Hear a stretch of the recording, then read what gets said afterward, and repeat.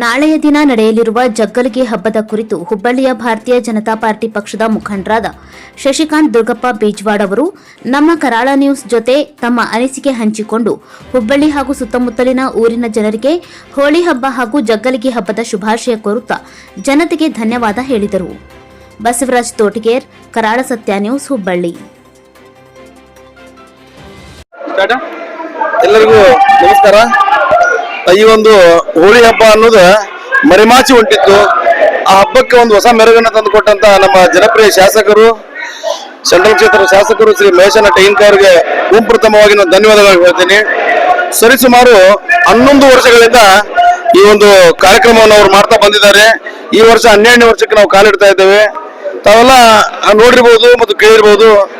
ಸರಿಸುಮಾರು ಸಾವಿರಾರು ಸಂಖ್ಯೆಯಲ್ಲಿ ಜನಸಂಖ್ಯೆ ಎಲ್ಲ ಭಾಗದಿಂದ ಅವರ ಕಲಾ ತಂಡಗಳನ್ನು, ಕನಿಷ್ಠ ಒಂದು 400-500 ಕಲಾ ತಂಡಗಳು ಕೂಡ ಇಲ್ಲಿ ಬಂದು ಆ ಒಂದು ತಮ್ಮ ಕಲೆಯನ್ನು ಪ್ರದರ್ಶನ ಮಾಡಿ ಈ ಹುಬ್ಬಳ್ಳಿಯ ಮೆರುಗನ್ನ ಹೆಚ್ಚಿಸುವಲ್ಲಿ ಇನ್ನೂ ಹಲವಾರು ಯೋಜನೆಗಳನ್ನು ಅವರು ಮಾಡ್ತಾ ಇದ್ದಾರೆ.